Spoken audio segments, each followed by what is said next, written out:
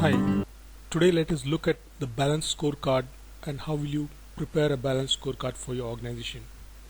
As you'd be aware, balance scorecard is one of the tools which is used for management consulting and strategizing all your objectives in your company and tracking it down to closure at a very great level of effectiveness, and it has survived 20 years of its existence, and it's widely used by big companies, small and big, including the Toyotas, the Hondas, the General Electric, and you can create a balanced scorecard no matter what size your company is. It actually gives you a realistic picture on how you can create a working target for your company to achieve its goals and objectives, so that mission statements are effective and they're tracked down to closure, and they don't no longer simply remain vision statements. They are very realistic and achievable, and can create and you can see visible results pretty soon. So as you would be aware, it was initially found this technique was founded by Dr. Robert Kaplan and David Norton. So what does it help to do? It actually clarifies your organization's strategy. It helps you to monitor progress on what your actionables are and what you need to do to get to level of comfort to say that we are moving in the right direction once you have worked out your strategy. So it also helps you to manage and define the actions required to meet the strategy. So at a big picture level, what does it do? It helps you to connect the interrelated dots in your organization, helps you to build the KPIs and KRIs in the organization. So, and what does it effectively end up with? It creates an action plan wherein everybody in the organization can look forward to doing something that they can relate to contribute to the organization's success, and strategy is no longer something that is top down and handed over from the senior management to the folks down below. So it's like everybody can be part of this process, and you can see it being actionized, and the results of it flowing once it's implemented, obviously with good management support. So at a very high level, let us look at what does a balanced scorecard consists of. So any company, when it wants to move ahead or has come out with a strategy on what they want to do next, so they actually come up with a vision statement and a strategy. So that is, vision and strategy is central to a company's growth and progress and what they want to achieve in the near of or the long term.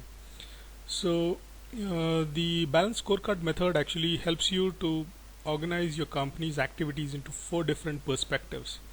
One is the financial, the second one is the internal business process, the learning and growth, and the customer.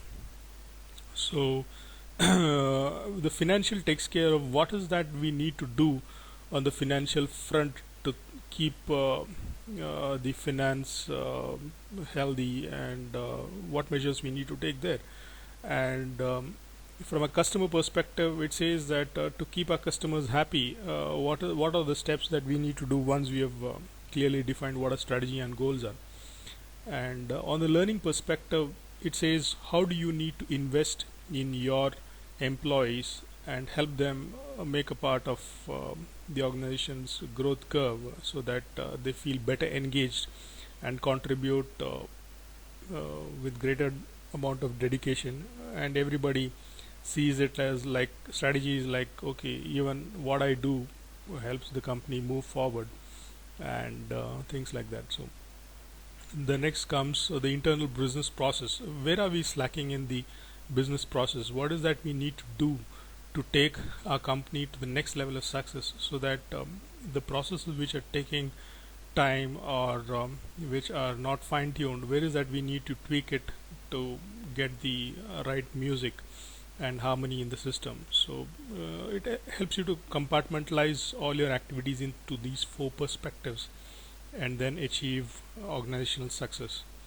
So now let us look at an individual perspective and how you can focus all your attention on that perspective and make sure that you have some targets achieved on that front, initiatives planned, you have some measures, and then that leads to an objective. So once the way to go about it would be to basically have four segments such as objectives, measures, targets, and initiatives. Objectives are of course goals on what you want to do, and measures and key performance indicators tell you what is that you need to measure to achieve that. And targets are basically what kind of how do you say that I have reached this level of growth, or what is that we use as a yardstick to say that we have achieved our target. So it helps you to do that. And initiatives are of course the day-to-day things that help you to actually say that we are doing this on a day-to-day basis to achieve such and such a target. Let us say the target is to have a zero defect delivery. So what are the initiatives for that? Proper code reviews, proper design reviews, proper planning, and then you actually go through automated tests, QA tests, continuous integration, continuous deployment. So all these can be the initiatives when you plan out your strategy. So let us now look at how important is this thing called goal setting when it comes to actually setting a goal for your organization. So let us say that the organization is concerned about increased recruitment. It's planning to hire around 20-30% hiring in the next few months. So that is their broad goal setting, and then for this they actually train the recruitment panel, the HR team, and all. And let us say the goal is to hire 100% of, let us say if 30 new members have to come on board, and say targets 100%, and the initiatives is broadly says improve your recruitment drive process. So this is like a very vague goal, although it says what it wants to do, but nobody is clear on what exactly we need to do and how we need to achieve what we have in mind. So actually what we can do is learn how to set a targeted goal with proper objectives to achieve that goal. So we can actually have smart goals. It says let us say our goal is improve job intake process. So what are the measures to find that out? Find what is the average days takes to fill up a vacant post, and say it took 60 days or 70 days to fill up a post. Let us say we achieve a target and say now we'll do it in 40 days. So that's an achievable tangible target. And then what are the initiatives we do in this? We actually close the offer letters on time, the interview loop if it goes into multi loops, and then we actually speed up the process and then give an yes or no upfront instead of the workflow process taking its own time. So this is how we actually set a targeted goal instead of a vague goal. So now let us look at how we can actually apply this to the four perspectives, which is financial, customer, internal business process, and learning and growth. So learning and growth is like we put all our effort behind training our workforce so that they become better at their job, and then more input, and then they become better at what they're doing, and obviously that results in faster operations, productivity, and growth, and so on. So what about internal process? Internal process is like I mean, how good is our QA system, how good is our test plans, how good is our bug tracking, how good are we at handling customer calls. So any kind of process in an organization which is your context specific can be addressed and fine-tuned here. Let us say that the new sales orders, though we have customers in the pipeline, we take a week or two to respond to RFCs and RFPs.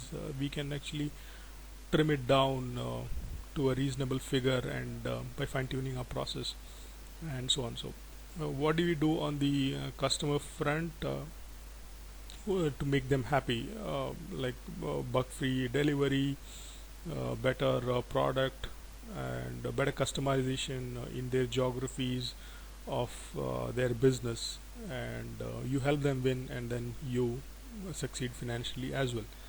So what is the value add that the BSc brings to the table? So traditionally, if you look at organizations, they are always measuring their growth and tracking themselves backwards. So what they do is they find out what was our spend in the last quarter and what is our revenue. But BSc actually helps you to do a futuristic growth for your organization. It helps you with long-term strategy and says what is that you need to do going ahead, and mitigate problems, and then handle your risks, and what exactly you need to do going ahead to make sure that you attain the level of growth in your company as expected. So in short, it helps you to actually become a forward thinking organization. And so as we saw, it can actually have a tailing effect, such that we start off with the bottom rung of our company, which is like we invest in our employees. We help them learn new skills, new products, new languages, new domains.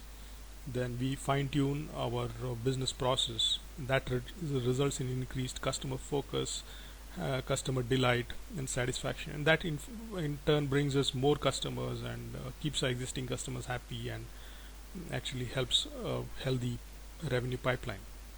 So BSc can be used to track, are we proceeding in the right direction towards the goals, and are we slacking on any particular area. It helps you to look at a high level, and gives you a way in which you can actually measure success.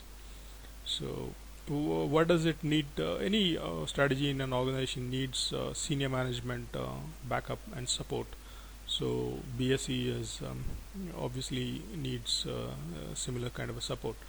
And what it helps you to do is, among many other things, it will fine tune your processes and create knowledge banks. And it helps you to do it makes a strategy a continuous and ongoing thing. Like you can revisit and come up with a balanced scorecard every 6 months in your organization, and say this is what we want to do now as against what we did in the last quarter. So you can keep on refining your strategy, and keep it very current. So let us look at a classroom exercise currently, in which you can use this exercise to come up with balanced scorecard for this organization that is there in the picture currently. Let us say we have a company XYZ, which is dealing in fitness gear, and whose revenues are 30% from Asia, 45 from North America, 12 from the Middle East for the past several years. It has a loyal client base, and now they are planning to expand their operations in Brazil, India, and China to leverage low cost, and they want to go to market with their products. Their IT infrastructure was based on VB forms, and now they want to go with the web technologies and Java.net, etc. So they want to actually they have a revenue of around 800 million. They want to reach 2 billion by the year 2014. So what steps will you do to actually help scale their business by changing IT applications, and draw a high level plan using BSc, so and present it to the top management in a way in which they look at it as a realistic plan, and not simply look at it as something that's not achievable by anybody. So actually this is a sample template at a for a basic balance scorecard, and it helps you to compartmentalize your organization's perspectives and come up with objectives, measures, and targets and initiatives for each of the things that we just saw, that is the learning, the internal process, the customer front, and the financial front. So you can actually brainstorm with different stakeholders in your company, including the relevant senior management folks at appropriate departments, and then fill up this chart. So this would be an indicator to come up with a balanced scorecard and what we need to do next going ahead. So let us say we did our brainstorming, and we came up with the following set of details. So what we see at the bottom is the learning perspective, and then above that is the internal process perspective, financial accounting perspective, and the customer perspective. Some people put the financial perspective after the customer perspective, so either way it's saying that you have more customers and that improves finance internally, but that's again specific to your context, and you can change the order in which you want it.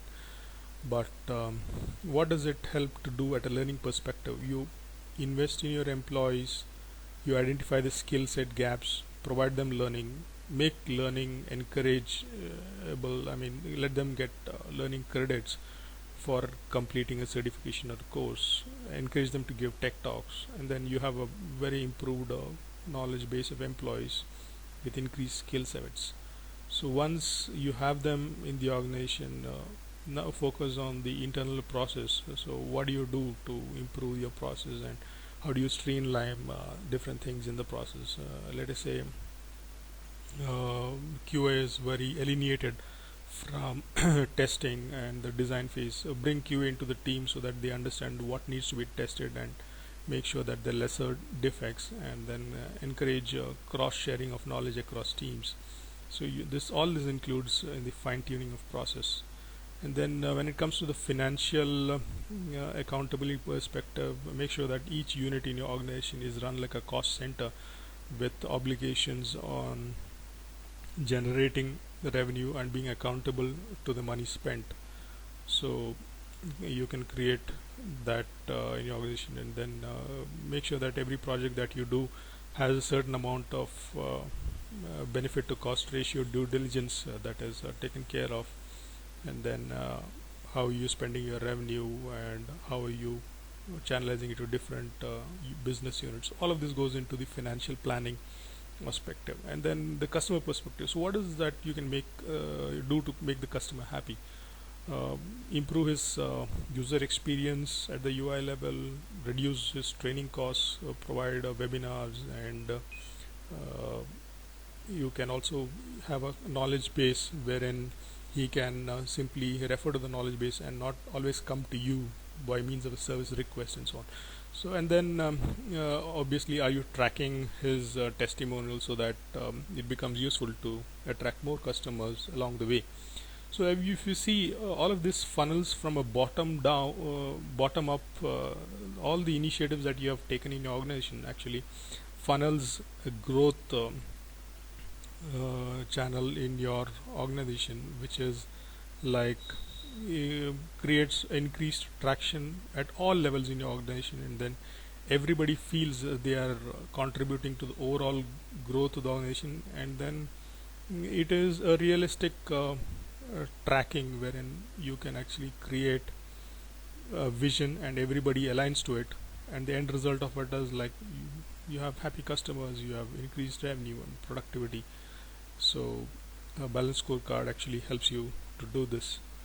So, and an advanced balance scorecard would involve actually more details on how you formulate your strategy, how do you execute your strategy, and how do you communicate the strategy, and how do you get business approval from people, how do you set KPIs for every single thing that goes into your matrix that we saw, how will you indicate your risk and how will you communicate all of that properly to everybody. So thanks for watching. For more videos,